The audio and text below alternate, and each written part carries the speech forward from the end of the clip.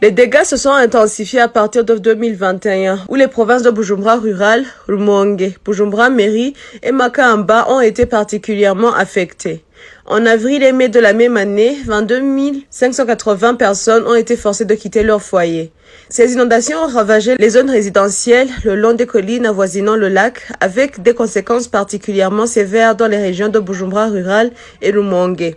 Des quartiers entiers de Bujumbura, tels que Buyenzi, Kabondo, Kinindo et Kibenga rural, ont vu leurs infrastructures clés, y compris des écoles et des espaces de loisirs, submergés ou détruits, perturbant profondément la vie communautaire et l'accès à l'éducation.